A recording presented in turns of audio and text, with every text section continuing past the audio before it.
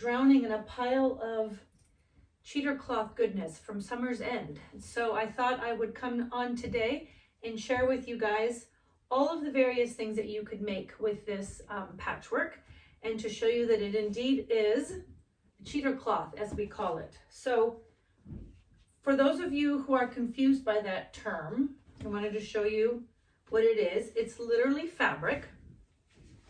And this is like a little sample that the salesmen have. So it's yardage, and there's a cream version of it. And then there's a green version for all kinds of summer projects and backings. Okay, so there's the selvage of it right there on the end. There you go, that's what that looks like. So it is 60 inches wide from selvage to selvage. And so if you buy a yard of it, that would be 60 inches by 36. 2 yards would be 60 inches by 72, which is pretty much a nice size lap throw. So I spent a lot of time and we did a lot of work to make sure that this felt like it was pieced from a million little scraps. That's kind of my my goal and what it looks like. And let me just set that part aside. So again, so it's running yardage. It's not a panel. It just keeps going, so you can get it in any increments times 60 that you want. If you want to use it for backing, and then you could just use the width as whatever is the size of your quilt, and then just get 2 of the 60s. That would pretty much cover any size quilt. So we took a piece of the green and a piece of the cream just on its own and created 2 lap sized throws to show you what it looks like quilted up. So my friend Susan from the Felted Pear did these for me on her long arm. And on this green one, as you might be able to see, we did rounded edges. And so I'm going to have a little tutorial on the blog for how to do that. It's super simple process of using a dinner plate, and you just find the curve that you're looking for. So that's basically just the running yardage. And I think on this one we did 60 wide by maybe a yard and a half or 2 yards. And we did a what I call the biscuit pattern, which I never remember what that quilt pattern is called. But here's just so you can visually see what that looks like quilted up. And then the only difference on this throw, because of the curved corners, is that you just need to make bias binding. And so we'll have a little tutorial on that on the blog as well. So that's the green one. And then down here on the table, you can see the same thing done with the cream one. This is quilted in like a Baptist, I think it's called a Baptist clam. Just a plain throw, yard and a half, no rounded corners, just plain binding. But again, if I pull it up here, you can see some more of it. It looks like it's been pieced, like it has these patches and it's all scrappy. If you wanted to make it look even more pieced, what I would recommend is basically before you quilt it, is to go through and or maybe after you quilt it, honestly. I take that back, after you quilted it. Go in and run a straight, just a straight line along the patches, which will make those patches pop even more and look like they were pieced. But even just this way, where it's just the fabric and you haven't done anything to it, it still really looks like it's been pieced from a lot of scraps. And that's what I really love about this cheater cloth. So when we say the word cheater cloth, what I mean by that is that it's an easy way to cheat and create something without having to piece it. So it's great for backs, for bags, for pillows, for throws like the 2 that I just showed you. In this giant pile of goodness here, there's a couple different things. I was going to start with the pillows. And so we basically made a pillow of each, a longer pillow of the green, and then a slightly smaller pillow of the cream. And again, all that this is a piece of the cheater cloth yardage that has been quilted, and then it has been cut to the size of the pillow. We have an envelope backing on the back, and then it's been bound on the outside. I really like the look of the binding on the outside on a pillow that's simple like this. It really adds one more element. And in terms of the back, the envelope back, this is actually a technique I think I learned from Kimberly, like, I don't know, a decade ago.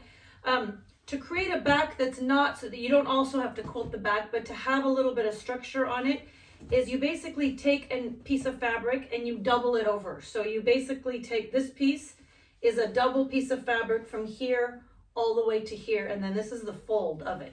And same with the other side of your envelope. This is a double piece of fabric. It's not quilted, but if you just had a single piece of fabric there, it would be a little bit flimsy sometimes on the back of a pillow, and it sometimes just comes out and just, you know, gets misshapen. And with this as a double piece that's just folded over to whatever size you're needing for your pillow, and then I just ran 2 seams, 2 top stitches on that one and on this one as well, just to have a finished edge. So that's the smaller pillow, and this is the larger pillow. Same idea. On this one, we used the same fabric for the binding as we did for the backing. But again, nothing more than just the cheater cloth for a perfect porch pillow or couch pillow or for your bed. I'm planning on using these up at our bed porch swing that's the size of a bed at the farm, which is like my favorite place to be in the spring and summer. So those are the pillows. I put those aside.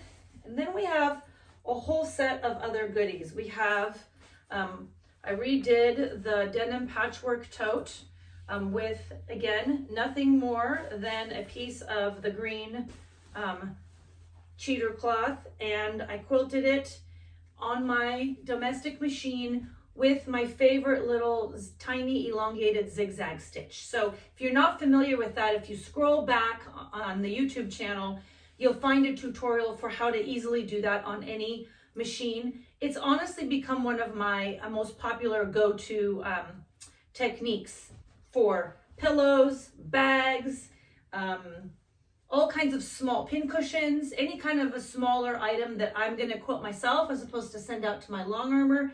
I'm going to do that elongated zigzag. Wow, can't talk today.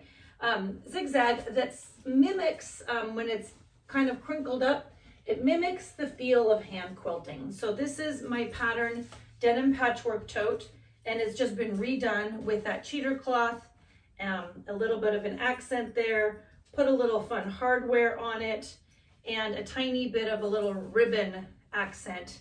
If you can see the ribbon on there if you zoom in, and then also a tiny little piece right there. I'll talk about my collaboration with Renaissance Ribbons for this collection with Summer's End on a different video, but that's just, I added a little bit of that. These handles we imported from Italy and we no longer have access to them, but there are other handles that you could either make, and in the pattern shows you how to make your own handles, or if you have access to other leather handles. So that's the denim patchwork tote.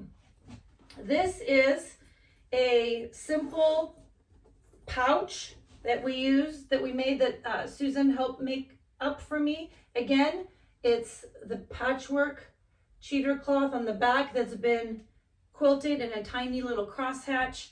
And I'll have information below on all of these items and how to access information about them. But this is just an elongated or a larger version of some of our pouches.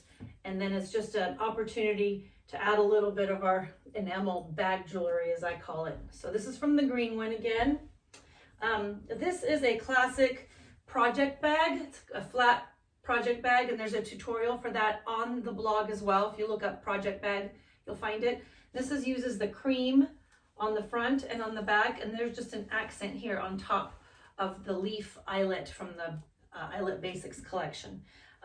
This is a great opportunity to become familiar with putting in a zipper if you've never done it, because it's on a flat piece and the ends just get cut off. The way that we finish it with a piece of fabric, it's super easy in terms of zippers for someone who has never done a zipper before. So take a look at that on the blog if you've never made a project bag. They're kind of all the rage right now, and they're a great way of stashing your extra kind of, you know, your UFO projects for quilting or for stitching. So that's that one. Susan also made that one. And I made this tote bag, which I will turn into a pattern, probably a tutorial on the blog as well. Used the cream of the patchwork, again, quilted it up, made long handles out of a favorite linen duck cloth that I have. Just a simple handle that goes all the way around from the beginning all the way to the end. And so the whole thing is basically pieced as a giant large section, and then it's all just put together. So, but just another example of this is going to be like a market bag for going to the farmer's market for me. Another way to use this this patchwork. So I think that is all of the goodies I had to share with you today. I have other bags and ribbon, like I said, that I want to share in a separate video. But today I just wanted to show you guys the versatility of this patchwork. Honestly, I'm going to be saving myself a bolt of each so that I never run out.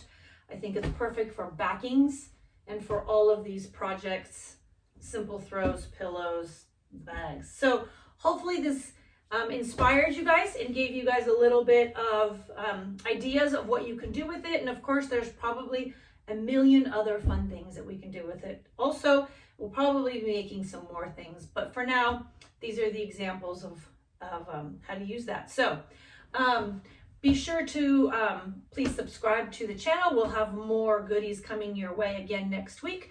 I'm trying to stay on a better schedule of a video a week.